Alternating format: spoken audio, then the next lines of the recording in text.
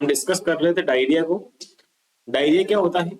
Diarrhoea एक भयंकर प्रकार की डिजीज है। क्या है? एक भयंकर प्रकार की डिजीज है। अगर समय पर क्योर नहीं किया गया तो ये पेशेंट को एक गंभीर स्थिति में ले जा सकती है। डायरिया एक गंभीर प्रकार की बीमारी है जो कि खाने पीने की गड़बड़ी के कारण उत्पन्न होती है। और भी इसके कई कारण होते हैं, लेकिन मोस्ट ऑफ द कारण होता है वो होता है खाने पीने की गड़बड़ी। ठीक है, किन किन कॉजेज से जो है कि डायरिया होता है, किन किन कारणों से डायरिया होता है। तो डायरिया का जो मोस्ट कॉमन कारण होता है, डायरिया का जो मोस्ट कॉमन कारण होता है वो वायरल इन्फेक्शन होता है। कौन सा होता है डायरिया का मोस्ट कॉमन कारण? वायरल इन्फेक्शन होता है। इसके अलावा इसके और भी कारण होते हैं, जैसे कि बैक्टीरियल इन्फेक्शन हो गया। यदि इंटेस्टाइन के अंदर बैक्टीरियल इन्फेक्शन हो जाता है तो जिसके कारण भी हमें डायरिया देखने को मिलता है। और एंटीबायोटिक्स के साइड इफेक्ट के प्रभाव से भी अपन को डायरिया देखने को मिलता है। कंटामिनेटेड फूड तथा वाटर का यूज करना, जैसे कि मैंने आपको बताया कि अशुद्ध खाने और अशुद्ध पानी पीने से डायरिया मोस्ट कॉमन देखा जाता है, यानी कि खाने की गड़बड़ी से डायरिया मोस्ट कॉमनली होता है। ठीक है, जो कि एक लाइफ चेंजेस। क्लियर है? और किस किस वजह से होता है? डाइजेस्टिव प्रॉब्लम हो गई। यदि पेशेंट को डाइजेस्टिव प्रॉब्लम होती है तो डायरिया देखा जाता है। और यदि इंटेस्टाइन में एब्जॉर्प्शन कैपेसिटी की कमी हो जाती है, यदि इंटेस्टाइन की जो नॉर्मल एब्जॉर्प्शन कैपेसिटी है, यदि उसके अंदर कोई एबनॉर्मलिटी आती है तो जिसके कारण अपन को क्या देखने को मिलता है?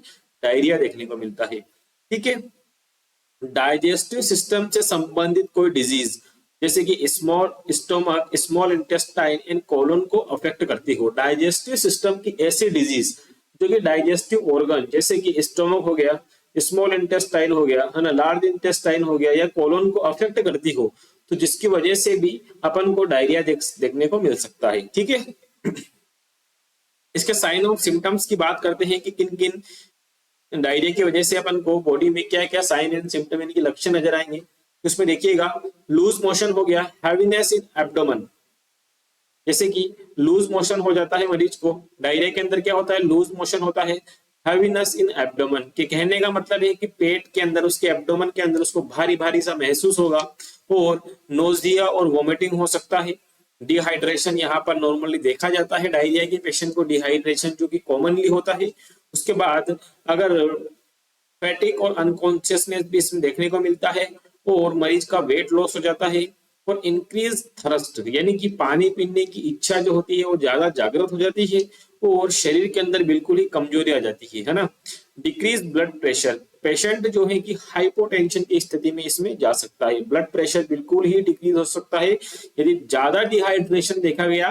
तो उसमें इमीडिएट अपन को फ्लूइड मतलब इंट्रोड्यूस करने की आवश्यकता पड़ती है, क्योंकि पेशेंट क्या है इसमें हाइपोटेंशन की स्थिति में चला जाता है। ठीक है, आगे देखिएगा, इसके अंदर डिक्रीज द यूरिनेशन, उसकी जो यूरिनेशन करने की जो उसका जो नॉर्मल यूरिनेशन प्रोसेस होता है, नॉर्मली पर डे 1500 ml जो है कि यूरिन एक्सक्रिएट आउट करती है बॉडी। और जब डायरिया की कंडीशन होती है तो उस दौरान क्या हो जाता है? ये कम हो जाता है। ठीक है, अगर अपन इसके ट्रीटमेंट की बात करें तो डायरिया को रोकने के लिए टेबलेट लोमेप्रोइड, है ना, loperamide tablet, loperamide 2 mg TDS सुबह शाम और दोपहर में लेनी होती है। इसके साथ ही है ना कि डिहाइड्रेशन हो रहा है पेशेंट को, तो अपन को क्या करना है? ORS पिलाते रहना है। क्या करना है? ORS पिलाते रहना है। एंटीबायोटिक के तौर पे उसको टेबलेट नोरटीजेड, जिसके अंदर क्या होता है? नोरफ्लोक्सासिन होता है, पिनेडाजोल होता है एंड लैक्टिक एसिड बेसिलस होता है, जो कि सुबह शाम अपन को ये गोली देनी होती है। और इसके साथ में पेट दर्द से राहत के लिए अपन टेबलेट जीरोडोल स्पास दे सकते हैं, जिसके लिए क्या आता है? जिसके अंदर एसिलोफेनाक एंड ड्रोटावेरिन हाइड्रोक्लोराइड इसके अंदर आता है। ठीक है, एंटा एसिड के तौर पर टेबलेट रेबेप्राजोल अपन इसको दे सकते हैं।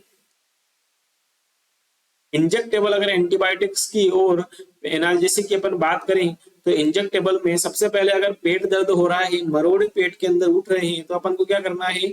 एक्वाडोल स्पास देना है। क्या देना है? एक्वाडोल स्पास देना है। और इसके अंदर डाइक्लोफेनाक प्लस डाइसाइक्लोमिन आता है। बहुत अच्छा कॉम्बिनेशन, बहुत अच्छा रिजल्ट है इसका, है ना। यदि पेशेंट को एब्डोमेन पेन हो रहा है तो उसके लिए कॉम्बिनेशन की मेडिसिन बहुत अच्छे वर्क करती है, बहुत अच्छा रिजल्ट है इसका। ठीक है, इंजेक्शन ओंडानसेट्रोन अपन उल्टी होने की शिकायत, अगर नोजिया और वोमिटिंग हो रहा है उस स्थिति में अपन ओंडानसेट्रोन उसको दे सकते हैं। यदि यदि हाइपोटेंशन की शिकायत लगे, किसकी, यदि हाइपोटेंशन की शिकायत लगे, आपने उसका बीपी लिया और बीपी जो है कि लो आ रहा है, तो उसमें आप 500 ml IV दे सकते हो। ठीक है। इंजेक्टेबल एंटीबायोटिक्स के रूप में क्या दोगे आप, इंजेक्टेबल एंटीबायोटिक के रूप में इंजेक्शन मेट्रोजिल, जिसको अपन फ्लैजिल के नाम से भी आती है मार्केट में, 100 ml IV देंगे और BD देंगे। ठीक है। अगर आप ये ना देना चाहो तो इसकी जगह जो है कि इंजेक्शन सिप्रोफ्लोक्सासिन 100 ml IV दे सकते हैं, सुबह शाम दे सकते हैं, है ना। याद रखिएगा हमेशा कि डायरिया में फ्लूइड लॉस होने तथा हाइपोटेंशन होने पर इंजेक्शन D5% और D25% का उपयोग करें। ठीक है। आगे देखिएगा इसमें, अगर आपको क्लास अच्छी लग रही हो तो लाइक और चैनल को सब्सक्राइब करना ना भूलिए आप लोग। ठीक है। Thank you.